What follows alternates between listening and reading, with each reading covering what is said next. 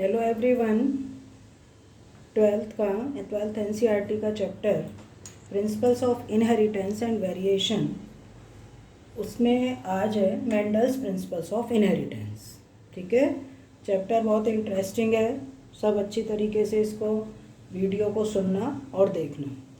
इसमें मेंडल्स ने मतलब थ्री प्रिंसिपल्स दिए, प्रिंसिपल्स ऑफ डोमिनेंस, प्रिंसिपल और लॉ ऑफ सेग्रीगेशन, और थर्ड है प्रिंसिपल और लॉ ऑफ इंडिपेंडेंट असॉर्टमेंट। पर प्रिंसिपल्स को एक्सप्लेन करने से पहले मुझे तुम्हें इसमें बताना है कि फर्स्ट वीडियो में मैंने तुम्हें सारा बेसिक बताया था कि जेनेटिक्स, व्हाट इज डेफिनेशन, मतलब जेनेटिक्स, इसकी definitions, father of genetics, who coined the term genetics, terminology, allele, allelomorph, phenotype, genotype, homozygous, heterozygous, monohybrid cross, dihybrid cross, back cross, test cross, ये सारी टर्मिनोलॉजी बताई थी।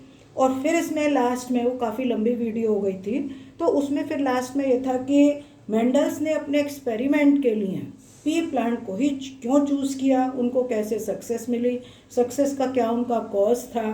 तो ये सब मेंडल ने पी प्लांट को क्यों चूज़ किया था, उसमें मैंने तुम्हें बता दिया कि सारे उसके अंदर जो बेसिक कैरेक्टर्स हैं वो कैरेक्टर्स थे। और इसके अलावा जो मेन पॉइंट था कि P plant has 7 pair of contrasting characters. ठीक है, तो तुम ये सोचोगे यहाँ पर दोबारा रिपीट क्यों किया है। वो इसलिए किया है कि नीट में जो क्वेश्चन आता है कि पी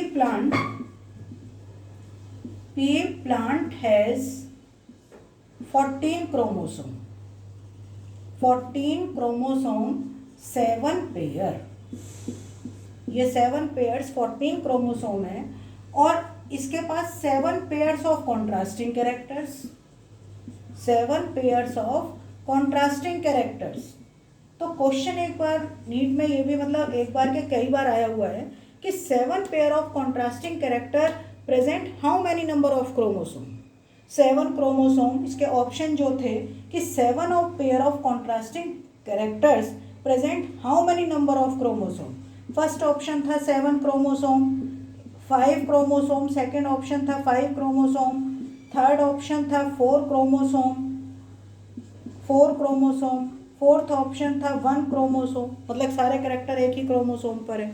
तो इसका आंसर, जब मोस्टली बच्चे कहते हैं कि 7 पेयर ऑफ कॉन्ट्रास्टिंग कैरेक्टर और 7 पेयर्स ऑफ क्रोमोसोम, तो वो सोचते हैं कि 7 क्रोमोसोम पर, तो आंसर लगा देते हैं 7 क्रोमोसोम पर। No, it is wrong answer. Right answer is 4 pair, मतलब 4 chromosome. 7 pair of contrasting characters present on 4 chromosome. किस किस क्रोमोसोम पर कैसे ये प्रेजेंट होते हैं वो तुम्हें देखना है। तो इस वीडियो में मुझे ये थोड़ा सा अलग से बताना पड़ा है, पहली वीडियो में नहीं हुआ था। Number of chromosome,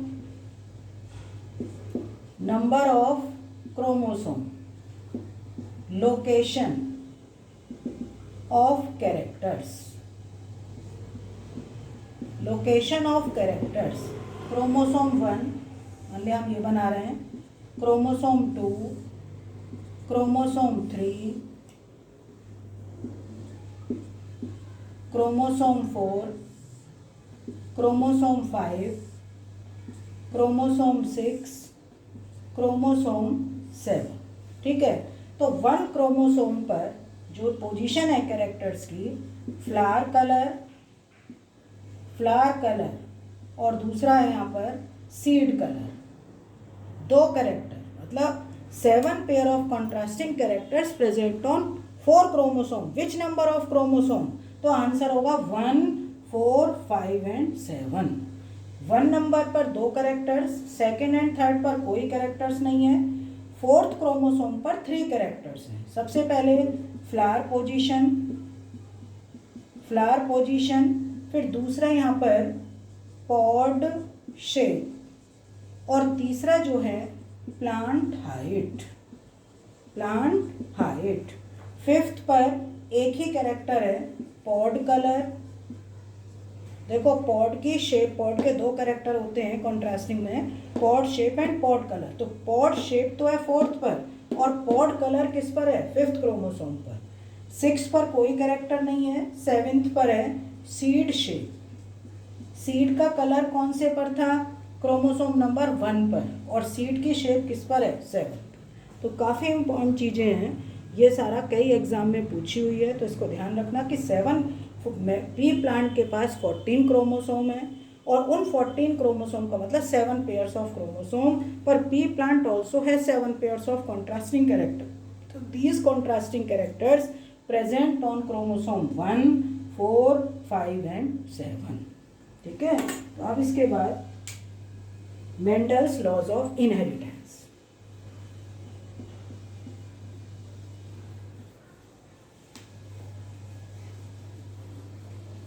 Mendel's laws of inheritance या Mendel's principles of inheritance, 3 principles. First,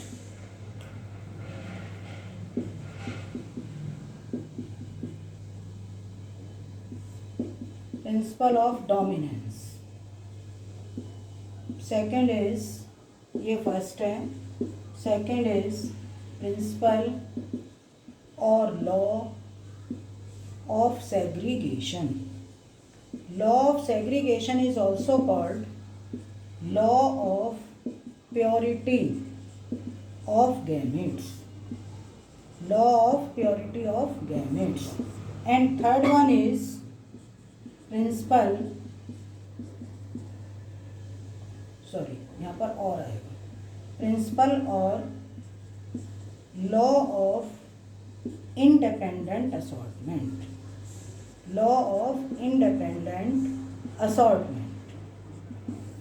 ठीक है, first is principle of dominance. Principle of dominance, इसमें क्या है कि ये डोमिनेंस रिसेसिवनेस, ये इसका एक प्रिंसिपल है. मैंने यहाँ पर तुम्हें डेफिनीशन दे दी है, दोनों की डेफिनीशन लिख दी है क्योंकि बच्चों को थोड़ा डेफिनीशन लिखने में प्रॉब्लम होती है. States that only one factor express itself in F1 generation in a hybrid when both the contrasting alleles are present. तो ये केवल एक डेफिनीशन के लिए बताया है, पर इसको समझ लो. पहले 3 तुमने यहाँ पे मैंने लिखे हैं. सबसे पहले प्रिंसिपल ऑफ डोमिनेंस, मेंडल ने इसको बहुत सी बुक में ये 3 लॉज बोला है, पर law of dominance, law of segregation, law of independent assortment. पर कुछ बुक्स में ऐसा भी है कि ये प्रिंसिपल्स हैं, पहला प्रिंसिपल है, लॉ नहीं दिया है. दूसरे को ये जो लॉ ऑफ सेग्रीगेशन है इसको फर्स्ट लॉ बोला है, और लॉ ऑफ इंडिपेंडेंट असॉर्टमेंट को सेकंड लॉ बोला है. प्रिंसिपल्स तीनों हैं. तो सबसे पहला आएगा, तुम लोग अगर लॉ करना चाहो वो याद कर सकते हो क्योंकि बुक्स में ये लॉ इसी दे रखा है. फर्स्ट है प्रिंसिपल ऑफ डोमिनेंस. इसमें देखो क्या है कि when one pair of contrasting character, one pair of contrasting character का मतलब प्योर टॉल प्लांट और प्योर ड्वार्फ, इसके एलील क्या होंगे, capital T, small T, gametes बनेगा कैपिटल टी, इसके गैमेट्स स्मॉल टी. जब क्रॉस कराओगे इन F1, ये F1, एक minute, capital T small T 100% hybrid. कैसे होंगे 100% हाइब्रिड. अब ये hybrid in F1 generation, F1 generation में हाइब्रिड है, तो हाइब्रिड में ओनली वन एलील, दोनों एलील प्रेजेंट है, कैपिटल टी भी स्मॉल टी भी, only one allele express itself in F1 generation and other hidden. मतलब ये अपने को एक्सप्रेस नहीं कर पा रहे. 100% हाइब्रिड टॉल, इसको हमने टॉलनेस का करेक्टर आया, जबकि बहुत मतलब दोनों एलील्स में दोनों फैक्टर्स प्रेजेंट हैं, हाइब्रिड है. एक अपने को एक्सप्रेस कर पा रहा है, दूसरा नहीं कर पा रहा है. जो एलील अपने को एक्सप्रेस कर पा रहा है उसको डोमिनेंट, मतलब कैपिटल टी टॉलनेस का इसमें कैरेक्टर एक्सप्रेस हुआ तो कैपिटल टी कैसी होगी, डोमिनेंट. और स्मॉल टी कैसी हो गई, रिसेसिव. स्मॉल टी कैसी हो गई, रिसेसिव. तो इसलिए इन्होंने डोमिनेंस रिसेसिवनेस ये एक प्रिंसिपल दिया, जिसको इन्होंने मतलब जिनको ये बोला गया लॉ ऑफ डोमिनेंस भी बोल सकते हैं. तो यहाँ पर कि appearance of only dominant character in F1 generation is called law of dominance. ठीक है, तो यहाँ पर इस तरीके से इसको समझोगे कि one pair of contrasting character का अगर क्रॉस करोगे तो F1 जनरेशन में 100% hybrid tall plants are present. और जब सारे टॉल आएंगे तो जब इसका तुम पूरे के पूरे इसमें दोनों एलील की फॉर्म देखोगे कि दोनों ही फैक्टर्स, दोनों ही एलील्स प्रेजेंट है, but one appear itself in F1, other is hidden. जो अपने को अपीयर कर रही है वो डोमिनेंट और जो हिडन हो गई है वो रिसेसिव। बस एक चीज़ का ध्यान रखना कि इसमें जिसको बोलते हैं कि लॉ ऑफ डोमिनेंस, ये इंटरनेशनली ट्रू लॉ नहीं है, इंटरनेशनली ट्रू प्रिंसिपल नहीं है। इसके दो डेविएशन हैं जो कि अभी बाद में एक्सप्लेन करूंगी, मैं ये समझोगे। First is incomplete dominance, first is incomplete dominance and second is codominance, second is codominance. तो ये इनके जैसे कहते हैं ना कि सारे सभी चीज़ को फॉलो नहीं कर रहे हैं, तो कुछ ऐसे भी एग्जाम्पल्स हैं जो मेंडल के बाद सर्च हुए थे, वो है उसमें दो डेविएशन आएंगे, एक तो इनकम्प्लीट डोमिनेंस और दूसरा कोडोमिनेंस। ठीक है, अगला सेकंड वन इज, इसमें जो सेकंड आएगा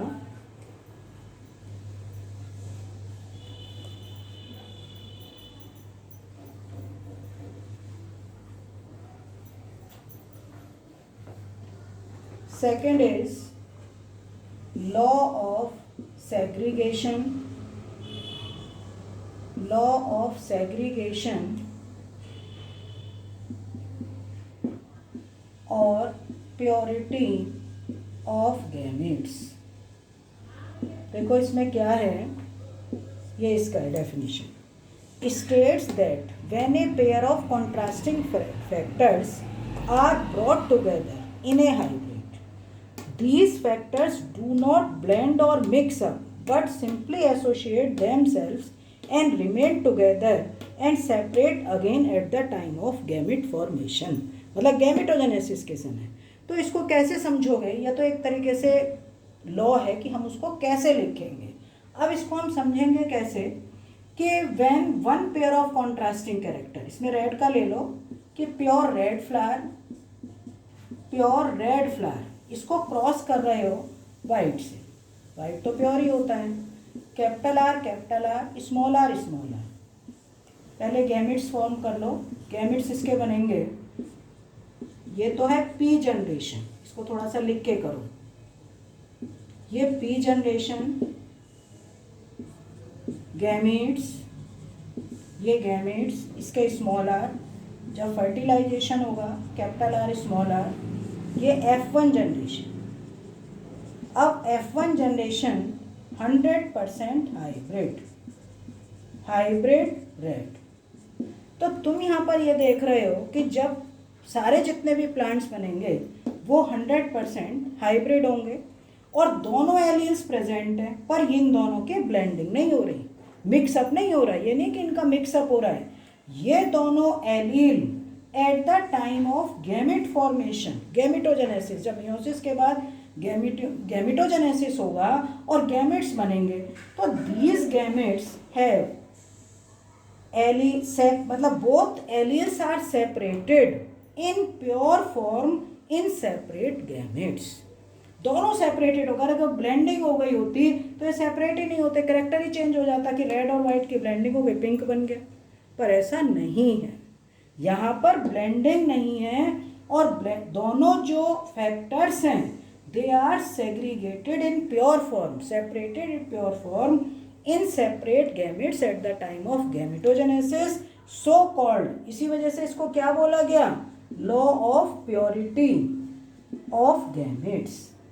ये गैमेट्स अपनी प्योर फॉर्म में है। ठीक है, अब इसका जब ये हुआ, ये तो गैमेट फॉर्मेशन हो गया। अब इसी को आगे देखो, जो F1 है ये, या तुम इसी के नीचे करो, जैसे बोर्ड में करना है, एग्जाम में करना है, वैसे ही करो। 100%, सॉरी,